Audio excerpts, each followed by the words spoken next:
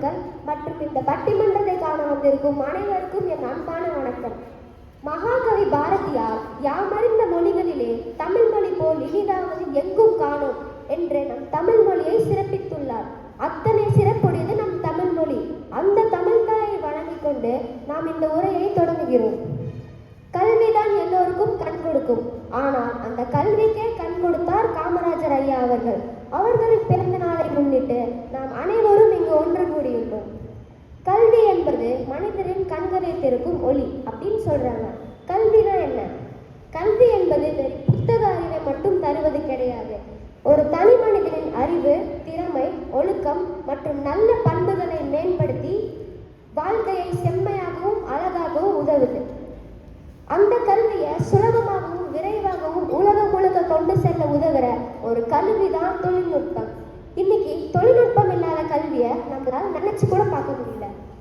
இணையவழி கற்றல், செயற்கை நுண்ணறிவு, ஸ்மார்ட் வகுப்புகள், மின்னூல்கள் போன்றவை கல்வியை எளிதாக்கியிருக்குதான். ஆனால் செல்போன் யூஸ் பண்ற நேரம் அதிகரித்து சோசியல் வலைதளங்கள்ல நம் நேரம் விரயம் செய்து போன்றவை கவனச்சிதறல் ஏற்பட்டு நம் கல்விக்கு தடையாகவும் மாறியுள்ளன. அப்படின்னா உண்மையிலேயே கல்வி வளர்ச்சிக்கு தொழில்நுட்பம் துணையா அல்லது தடையா என்பதே நம் தலைப்பு. இப்போ கல்வி வளர்ச்சிக்கு தொழில்நுட்பம் துணைதான் அப்படின்னு பிருத்திவி மற்றும் அக்னி அணியிலிருந்து மாணவர்கள் பேச வராங்க. பிரணவ் அவர்கள், பிரணேஷ் அவர்கள், யுகேஷ் மாணிக்கம் அவர்கள் மற்றும் கௌதம் அவர்கள். இதற்கு எதிராக கல்வி வளர்ச்சிக்கு தொழில்நுட்பம் தடை அப்படின்னு பேச வராங்க வாயு மற்றும் ஜல் அணியிலிருந்து மாணவர்கள். சகமித்ரா அவர்கள், சந்தியா அவர்கள், பத்ரி அவர்கள் மற்றும் ஸ்ரீ ஆகாஷ் அவர்கள். ஓகே, முதலாவதாக வகுப்பறையில் தொழில்நுட்பத்தின் நேர்மறை பத்தி பேச வராங்க பிரணவ் அவர்கள். வாங்க பிரணவ்.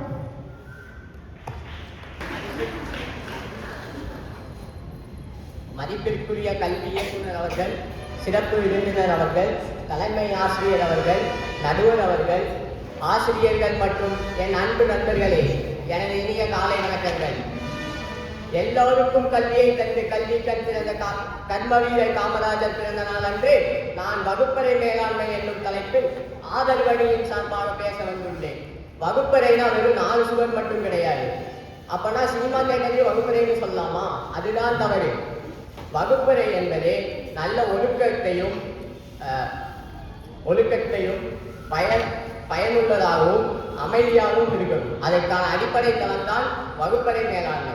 முதலாவதாக நல்ல வகுப்பறை மேலாண்மை நல்ல ஒழுக்கத்தை உருவாக்குவதாக இருக்கணும். ஆசிரியர்கள் இந்த காலத்துல எல்லாம் ஸ்மார்ட் போர்ட், ப்ரொஜெக்டர்ஸ் யூஸ் பண்ணி சொல்லி தராங்க. அதனால மாணவர்கள் முழு கவனத்துடன் கவனிக்க முடிகிறது. அதுவும் இல்லாம கூகுள் கிளாஸ் ரூம் போன்ற வலைத்தளங்கள் ஆப் யூஸ் பண்றதுனால வீட்டு பாடம், அறிவிப்பு, செய்திகள் எல்லாம் ஒரே இடத்துல அனுப்பிவிட்டாங்க. இதனால ஆசிரியர்களுக்கு நேரம் சேகரிக்கப்படுகிறது. ஒழுக்கம் விழுப்பம் தரலான ஒழுக்கம் உயிரினும் போம்பப்படும் என்ற திருக்குறளை கூறி ஒழுங்குள்ள இடத்தில் வெற்றி உறுதி என்ற கருத்தை நினைவில் கொண்டு வகுப்பறை மேலாண்மை மாணவர்களின் முன்னேற்றத்துக்கு மிகவும் அவசியம் என்பதை வலியுறுத்தி நான் என் உரையை நிறைவு செய்கிறேன். நன்றி, வணக்கம்.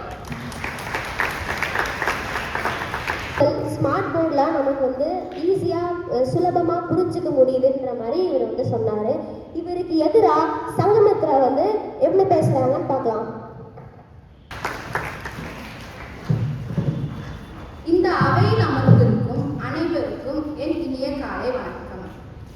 ஆதியில் பிறந்த மொழி, தென்பொதிகையில் வளர்ந்த மொழி, கம்பன் கவிவடித்த மொழி, எம் பாரதி கர்ஜித்த மொழி, என் தாய்மொழி நம் தமிழ் மொழியே என்று சொல்லி என் உரையை தொடங்குகிறேன். இந்த காலத்துலதான் ஸ்மார்ட் போன் தொழில்நுட்பத்தால ஆசிரியர்களுக்கும் மாணவர்களுக்கும் உள்ள கலந்துரையாடல் புரிஞ்சுக்கிட்டே வருது. நம்ம எதிரணியிலிருந்து பிரணவ் சொன்னாங்க, ஒழுக்கம் விழுப்பம் தரலாம், ஒழுக்கம் உயிரினும் ஓம்பப்படும் அப்படின்னு சொன்னாங்க. ஆனா அந்த ஒழுக்கத்தை நமக்கு சொல்லிக் கொடுக்கிறதே நம்ம ஆசிரியர்கள் தானே. படிப்புல எடுத்துக்காட்டணும்னா முதல்ல கிளாஸ் ரூம்ல ஒழுக்கமா இருக்கணும் தானே. அன்னைக்கு படிச்சது கரும்பலகையில, இன்னைக்கு படிக்கிறது ஸ்மார்ட் போர்ட்ல. ஸ்மார்ட் ஆனா எப்பயுமே அறிவு மட்டும்தானே நம்ம வீட்டுல. ஸ்மார்ட் போர்ட் யூஸ் பண்றதுனால தலைவலி, கண்வலி மற்றும் முதுகு வலி அந்த மாதிரி நிறைய பிரச்சனைகள் வருது. இப்ப ஆசிரியர்கள் பாடம் எடுக்கும் போது மாணவர்கள் அவங்ககிட்ட கேள்வி கேட்டா அவங்களுக்கு புரிஞ்ச மாதிரி நல்லா சொல்லி கொடுக்காங்க. இதுவே ஸ்மார்ட் கிளாஸ்ல ஸ்மார்ட் போர்டு கிட்டே நம்ம கேள்வி கேட்போம்.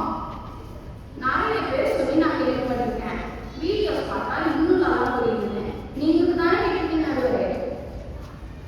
ஆமா ஆனா உண்மை என்ன தெரியுமா? இந்த இமேஜஸ் மட்டும்தான் நம்மளுக்கு புரியுதே தவிர அதுல இருக்கிற உண்மையான கருத்துக்கள் நம்மளுக்கு புரியவே மாட்டேங்குது. ஆனா இதுக்கு பதிலா ஆசிரியர்கள் சொல்லும் போது அவங்க என்ன சொல்றாங்கன்னு நம்ம கவனிச்சு நம்ம மைண்ட்ல ஒரு சிறிய இமேஜ் கிரியேட் பண்றோம்ல, அதுதான் இதை விட ரொம்ப லாங் லாஸ்டிங்கா இருக்கும். அதாவது இதுல இருந்துதான் நான் என்ன சொல்ல வரேன்னா, ஒழுக்கத்தையும் வாழ்க்கை கருத்தையும் சொல்லிக் கொடுக்கிறது பள்ளியும் ஆசிரியர்களும் தான். எத்தனை ஏஆர் சொன்னாலும் அவங்க தான் நம்மளால ரிப்ளேஸே பண்ண முடியாது. வகுப்பறைக்குள்ள வரதுக்கு அட்டெண்டன்ஸ் முக்கியம். ஆனா வாழ்க்கையில சேர்ந்ததுக்கு ஒழுக்கம் மட்டும்தான் முக்கியம் என்று சொல்லி நான் இந்த துறையை முடித்துக் கொள்கிறேன். நன்றி. கரெக்ட் தானே. நமக்கெல்லாம் ஏதாவது சந்தேகம்னா டீச்சர்கிட்ட தானே கேட்போம், ஸ்மார்ட் போர்ட்டையா கேட்போம். இப்போ இரண்டாவதாக சமூக ஊடகத்தின் நேர்மறை பற்றி பேச வராங்க பிரணேஷ் அவர்கள்.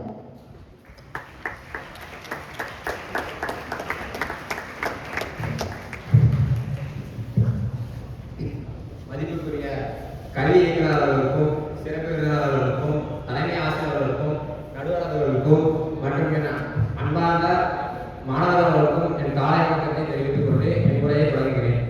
இன்று நான் சமூக ஊடகங்களில் உள்ள விளைவுகள் பற்றி பேச வந்திருக்கிறேன். நல்ல விளைவுகள் பற்றி பேச வந்திருக்கிறேன். சமூக ஊடகங்கள் அதாவது சோசியல் மீடியா வந்து உலகத்தில் இருக்க அனைத்து மக்களையும் ஒன்றாக இணைக்கிறது. இப்போ ட்ரம்ப் அமெரிக்காவில் என்ன பேசுறாரு நமக்கு இங்கே இருந்து தெரிஞ்சுக்க முடியுது. சோசியல் மீடியா மூலம் நம்மளால தெரிஞ்சுக்க முடியுது. அது மட்டும் இல்லாம உலகத்துல எந்த மூலையில என்ன நடந்தாலும் நல்லதோ கெட்டதோ அது நம்மளால எப்படி தெரிஞ்சுக்க முடியுது? சோசியல் மீடியா இல்லாம உங்களால தெரிஞ்சுக்க முடியுமா? சரி, அதை நமக்கு இப்ப கல்வி சம்பந்தமான சந்தேகங்களோ இல்லைன்னா ஏதாவது கேள்விகளோ இருந்துச்சுன்னா நம்ம இப்ப எங்க போவோம்? டீச்சர்ஸ்ட போவோம். இப்ப டீச்சர்ஸ் இல்லாத இடத்துல நம்ம எங்க போவோம்? கண்டிப்பா யூடியூப் இல்லாம யாருமே பார்க்க முடியாது. இந்த காலத்துல சம்பாதிக்கிறவங்க துட்டிலிருந்து கவலைப்படுறதை விட வெளியூர் போனா நெட்டிலிருந்து கவலைப்படுறதுதான் ரொம்ப அதிகமா இருக்காங்க. இல்லையா? சரிதான். சமூக சரியான முறையில பயன்படுத்தணும்னா கல்விக்கு இன்னும் மேம்படுத்த மிகவும் உதவியாக இருக்கும். எனவே சோசியல் மீடியா சமூகத்திற்கு நல்ல பயன்களை தருகிறது என்று நான் உறுதியாக நம்புகிறேன். இதனை தெரிவித்துக் கொண்டு என் முறையை கவனம் முடிக்கிறேன். நன்றி. கரெக்ட் தானப்பா. நெட்டில் நம்ம துட்டு வரதில்லைன்னு கவலைப்படுறதை விட நெட்டில்லைன்னு கவலைப்படுறது அதிகமாகிடுச்சு. மூன்றாவதாக கற்றல் சமூக ஊடகத்தின் எதிர்மறை பற்றி பேச வராங்க சந்தியா அவர்கள்.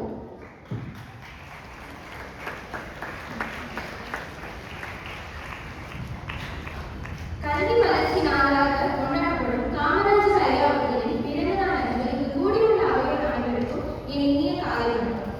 எனக்கு முன்னாடி பேசிட்டு போன பிரணேஷ் அவங்க சொன்னாங்க, சமூக வலைதளங்கள் அதாவது சோசியல் மீடியாவை நம்ம நல்ல வகையிலும் கல்விக்காக பயன்படுத்த வரைக்கும் என்னைக்குமே அது கல்வி வளர்ச்சிக்கு துணையாக தான் இருக்கும். ஆனா நான் சொல்றேன் அப்படி கிடையாது. இன்னைக்கு இருக்கிற ஜெனரேஷன் அதாவது இந்த சமூகத்தினர் மாணவர்கள் எல்லாருமே சமூக வலைதளங்களை கல்விக்காகவும் நல்ல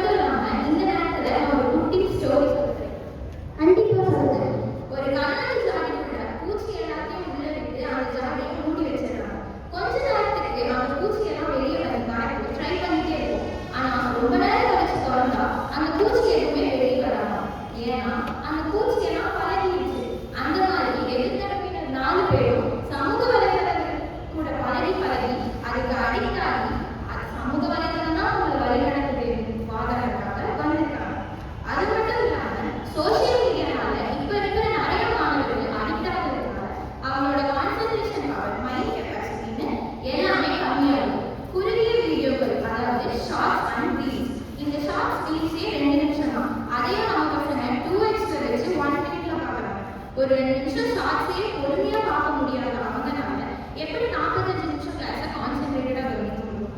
இந்த அளவுக்கு 2 நிமிஷம் ஒரு ஷார்ட்ஸை பொறுமையா பார்க்க முடியாத அளவுக்கு சோசியல் மீடியா நம்ம மாணவர்களை தவறான வழிக்கு வழி நடத்துது.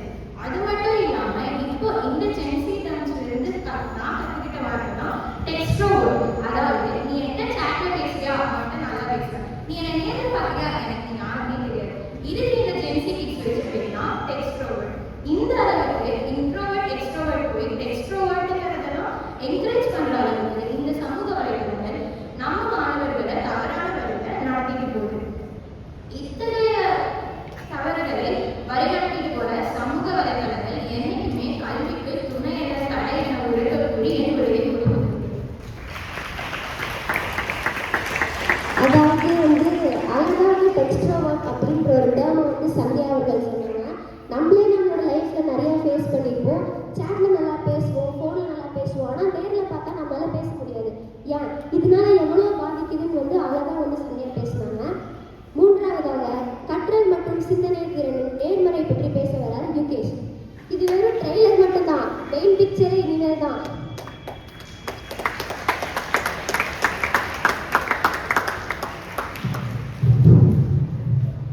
காலை வீட்டிலிருந்து எந்திரித்து அறக்க பறக்க ஓடி வந்து அமர்ந்திருக்கும் என் அருமை நண்பர்களே, நாங்கள் படிக்கத்தான் வந்திருக்கோமா என்ற சிந்தையில் உட்கார்ந்திருக்கும் மாணவிகளே, என்னடா ஸ்கிரிப்டிலே எல்லாரும் பேசிக் கொண்டிருக்கிறான் என்ற ஆச்சரியத்தில் இருக்கும் ஆசிரியர் பெருமக்களே, இந்த லோலாயத்தனத்துக்கும் ஒரு அழகையா என்று யோசிக்கும் தலைமை ஆசிரியர்களுக்கும் மற்றும் நமது சிறப்பு விருந்தினராக கல்வி இயக்குனருக்கும் என் அன்பான பணிவான வணக்கங்களை தெரிவித்துக் கொண்டு என் உரையை ஆரம்பிக்கிறேன்.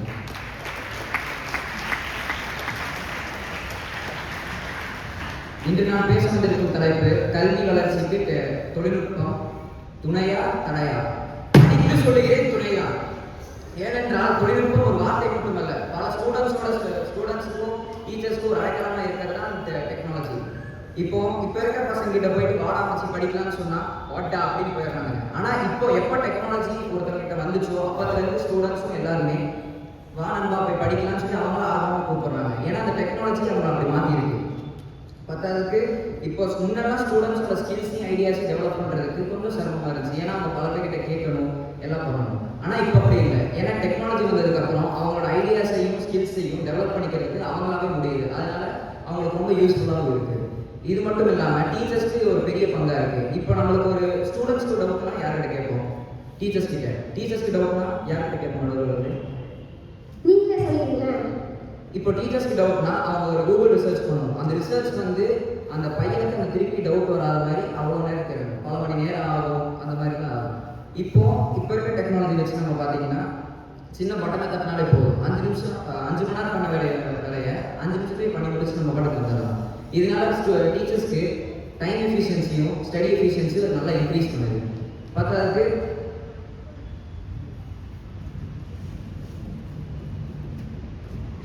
டெக்னாலஜி எல்லா வாழ்க்கையிலையும் ஒரு பெரிய பங்கை நிர்வகிச்சிருக்கு. இப்போ இருக்கிற எல்லாருமே டெக்னாலஜி இல்லாமல் ஒரு நாள் கூட இருக்க முடியாது. என்ன இப்போ நான் எனக்கு முன்னாடி பேசின எதிர்த்திருப்பினர் சந்தியா அவங்க சொன்னாங்க, இப்போ நம்ம 1 மணி நேரம் கஷ்டப்பட்டு கவனிக்கிறத ஒரு நோட்டிஃபிகேஷன் ஆஃப் பண்ணிடுவோம். அப்படியெல்லாம் வந்துச்சுன்னா நாங்கள் நோட்டிஃபிகேஷன் ஆஃப் பண்ணிட்டு உட்காந்து படிக்கணும்னு சொல்லிட்டு நான் உங்களுக்கு திருப்பிடுமாக சொல்லிக்கிறேன். மற்றும் நம்ம கல்வியை மாற்றுவது தொழில்நுட்பம் அல்ல, கல்வியை உயர்த்துவது தொழில்நுட்பம் என்று என்னுடைய கூட முடித்துவிட்டு நான் விடைபெறுகிறேன். நன்றி, வணக்கம். அதிர்த்து பேசினார் யுகேஷ். இவருக்கு எதிராக பேச வருகிறார் பத்ரி அவர்கள்.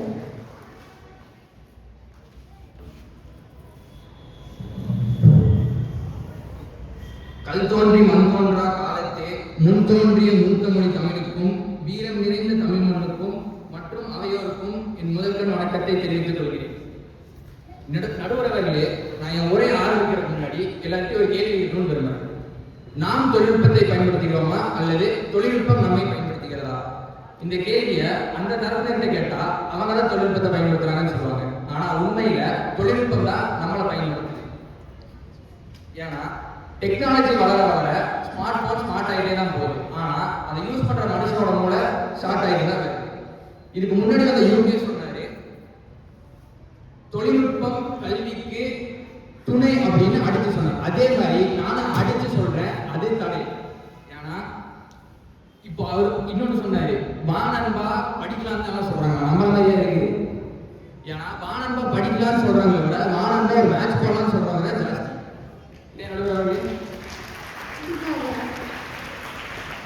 நாம யோசிக்கிறது, ஞாபகம் வச்சுக்கிறது, முடிவெடுக்கிறதுன்ற எல்லா பொறுப்புகளையுமே தொழில்நுட்பத்திட்ட விட்டுட்டோம்னா அது நமக்கு வசதி வேணா தரலாம். ஆனா மனுஷனா மாற்றக்கூடிய பண்புகளான சுய சிந்தனை, படைப்பாற்றல் திறன், ஞானம் மற்றும் நல்ல தீர்மானத்தை எடுக்கிற திறன் வந்து நம்ம எல்லாத்தையுமே இழக்கிறோம். கூகுள் கிட்ட எல்லாம் இருக்கலாம் இந்த திறன்பே, ஆனா அது உங்க தலைக்குள்ள இருக்கா? இப்போலாம் நம்ம கிட்ட படைப்பாற்றல் திறன் அப்படி கிரியேட்டிவிட்டின்ற ஒண்ணே இல்லாம போயிட்டு வருது. இப்ப ஏதாவது ஒரு கேள்விக்கோ இல்ல எதுக்காவது ஒரு விடை வேணும்னா டக்குன்னு கூகுள், ஏஐ, ஜெமினின்றதுக்கு தான் அவங்க போறாங்க. மற்ற இணையதளத்தில் இருக்கிற பதிலை பார்த்து அப்படியே எழுதுறாங்க. அது சரியா தப்பான்னு கூட பார்க்காம யோசிக்காம அப்படியே அச்சு பிசாம எழுதுற ஒரு சமுதாயம் இன்னைக்கு உயிர் வாழும். ஆனா புதிய புதிய படைப்புகளை உருவாக்குற சமுதாயம் மட்டுமே உண்மையான முன்னேற்றத்தை பெறும். கண்ட்ரோல்+C கொடுத்து பேப்பர் வேணா ஃபில் பண்ணலாம், ஆனா அறிவை எப்பவுமே ஃபில் பண்ண முடியாதுன்னு சொல்லி இத்துடன் என் உரையை முடித்துக் கொள்கிறேன். நன்றி, வணக்கம். ஆரம்பத்திலேயே டெக்னாலஜி நம்ம யூஸ் பண்ணுறோமா இல்லை நம்மளை வந்து டெக்னாலஜி யூஸ் பண்ணுதான்ற ஒரு கேள்வி எழுப்பி நம்மளை சிந்திக்க வச்சிருக்காரு. அதே கேள்விக்கு டெக்னாலஜி தான் நம்மளை யூஸ் பண்ணுதுன்னு பதிலும் சொல்லி நம்மளை சம்மதிக்கவும் வச்சிருக்காரு.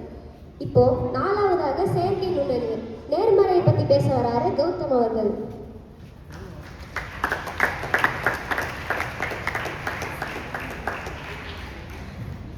என்னை பெற்றெடுத்த தாய்க்கும் தத்தெடுத்த தமருக்கும் என் காலை இனிய வணக்கத்தை தெரிவித்துக் கொள்கிறேன். நான் இன்று ஆர்டிபிஷியல் இன்டெலிஜென்ஸ் செயற்கை நுண்ணறிவை பற்றி உரையாடுகிறேன்.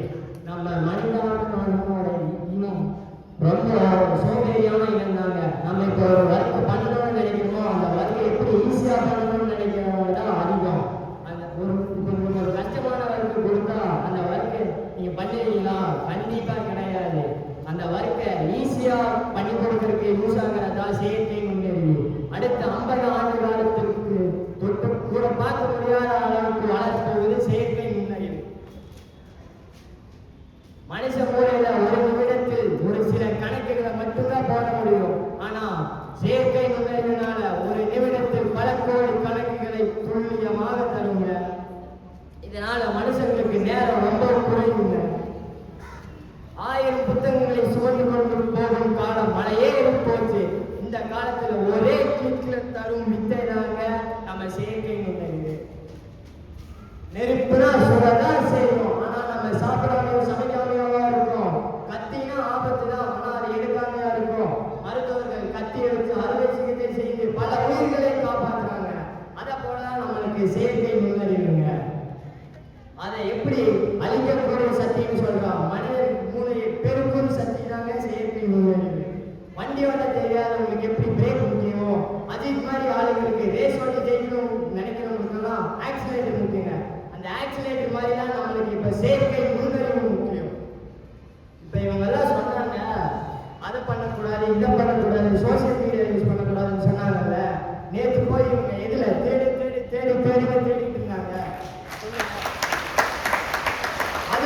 செயற்கை நுண்ணறிவு தாங்க. நீங்க கப்ப கொடுங்க, கொடுக்காம போங்க, உரையை சொல்லுங்க, சொல்லாம போங்க. நான் உங்களுக்கே தெரியும் எது ரொம்ப முக்கியம்.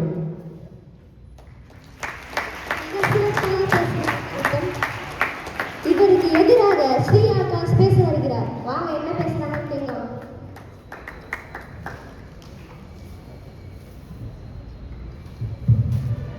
எல்லோருடைய வாழ்க்கையும் வரலாறு ஆவதில்லை, ஆனால் வரலாறு ஆனவர்கள் கணக்காக வாழ்ந்ததில்லை என்ற கூற்றிற்கிணங்க வாழ்ந்து மறைந்த காமராஜர் ஐயாவின் பிறந்தநாளை முன்னிட்டு இங்கு கூடியுள்ள அனைவருக்கும் என் முதற்கண் வணக்கத்தை கூறி கல்வி வளர்ச்சிக்கு தடைங்கிற தலைப்புல நான் பேச வந்திருக்கேன். என் எதிர்த்தரப்புல இருந்து அந்த கௌதம் சொன்னாரு, மாணவர்களோட திறமையை தான் உயர்த்துதுன்னு.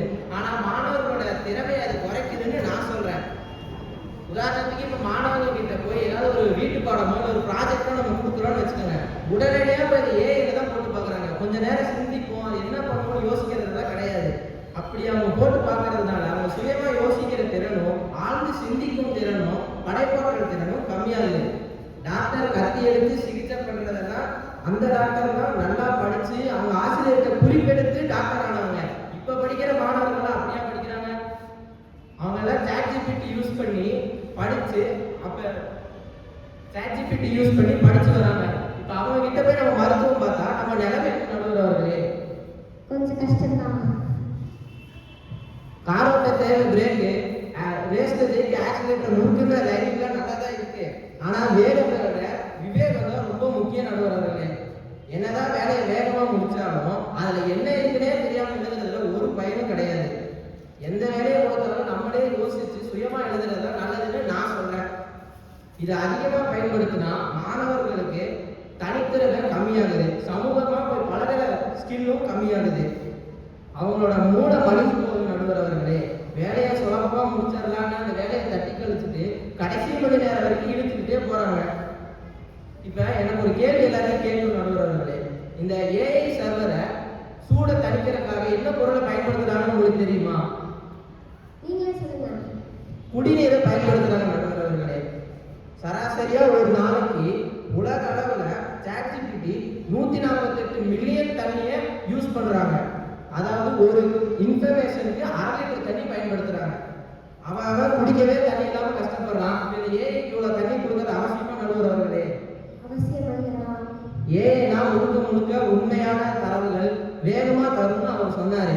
அந்த ஏஐ முடியும் போது அதுவே குறிப்பு கொடுத்துருது. ஏஐ என்பது முழுக்க உண்மையான தரவு அல்ல, ஏஐ தவறு செய்யும்னு அதுவே சொல்லிடுது. அப்ப அவங்க நம்புற மாணவர்களோட நிலைமை என்னன்னு யோசிச்சு பாருங்க நடுவர் அவர்களே. கூகுள் நமக்கு 1000 விவரங்களை தரலாம், ஆனா ஒருபோதும் நல்ல குணத்தையும் ஒழுக்கத்தையும் தராது. எதிரடியாரு 1000 ரோபோக்கள் சேர்ந்தாலும் ஒரு சிறந்த பாசமுள்ள ஆசிரியருக்கு அது எப்பவும் நிகராகாது.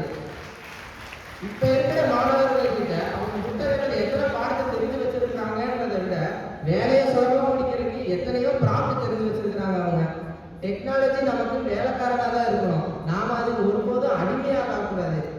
எனவே தொழில்நுட்பம் கல்வி வளர்ச்சிக்கு தடை அப்படி என்பதை உறக்க கூறி வாய்ப்பளித்த மேடைக்கு நன்றி கூறி விடைபெறுகிறேன். நன்றி, வணக்கம். என்னமா கண்டென்ட் கொடுத்துருக்காரு. நம்ம ஒரு செயற்கை நுண்ணறிவு யூஸ் பண்றதுனால இவ்வளவு தண்ணீர் வீணடிக்கப்படுதுன்னு நமக்கு இப்பதானே தெரியும். இந்த அணியினர் கல்வி வளர்ச்சிக்கு தொழில்நுட்பம் துணை அப்படின்னு பேசினாங்க. இந்த அணியினர் கல்வி வளர்ச்சிக்கு தொழில்நுட்பம் தடை அப்படின்னு பேசினாங்க. நான் என்ன சொல்றேன்னா, கல்வி வளர்ச்சிக்கு தொழில்நுட்பம் துணையாகவும் அமையும், தடையாகவும் அமையும். அதுல பல நன்மைகளும் இருக்கு, தீமைகளும் இருக்கு. தகவல்களை சில நொடியில பெற முடியுதுன்னு சொல்றாங்க. அதே சமயம் அந்த தகவல்கள் தவறானதாகவும் இருக்கலாம் இல்லையா? ஆன்லைன் வகுப்புகள் மூலம் எங்க இருந்து வேணா கல்வி கத்துக்க முடியுதுன்னு சொல்றாங்க. ஆனா அது ஒரு ஆசிரியருக்கு நிகரா வருமா? பாடங்கள், அனிமேஷன் வீடியோ இதெல்லாம் பார்க்கறதுனால நம்ம ஈஸியா புரிஞ்சுக்கிறோம் அப்படின்னு சொல்றாங்க. ஆனா மாணவர்களோட ஸ்கிரீன் டைம் இன்க்ரீஸ் ஆகி கவனச்சிதறல் ஏற்படுது. ஏஐ ஸ்மார்ட் வகுப்புகள் போன்றவை கற்றலுக்கு சுலபமாக இருக்கு அப்படின்னு சொல்றாங்க. ஆனா அது நம்ம எப்பவாச்சும் ஏஐ கிட்ட போய் கேட்டா பரவாயில்ல, நம்ம தான் எப்பவுமே கேட்போமே. அப்ப மாணவர்களோட சிந்தனை திறன் முழுமையாக பாதிக்கப்படுது. இது போல பல நன்மை மற்றும் தீமைகள் தொழில்நுட்பத்தில் உள்ளன. நெருப்பை கொண்டு சமைக்கவும் முடியும், அதே நெருப்பு ஆபத்தாகவும் பயன்படுத்த முடியும். தவறு நெருப்பு மேல கிடையாது, நம் பயன்படுத்துறவங்க கையில தான் இருக்கு. அளவுக்கு மீறினால் அமிர்தமும் நஞ்சு என்ற பழமொழி நம்ம எல்லோரும் கேள்விப்பட்டிருப்போம்ல. அதே மாதிரி அளவுக்கு மீறினால் தொழில்நுட்பம் தான் கல்வியின் மிகப்பெரிய தடை. அதே நேரத்தில் தொழில்நுட்பத்தை நாம் அளவோடு பயன்படுத்தினால் அதுதான் நமக்கு சிறந்த துணை என்று கூறி இந்த பட்டிமன்றத்தை நிறைவு செய்கிறோம். நன்றி, வணக்கம்.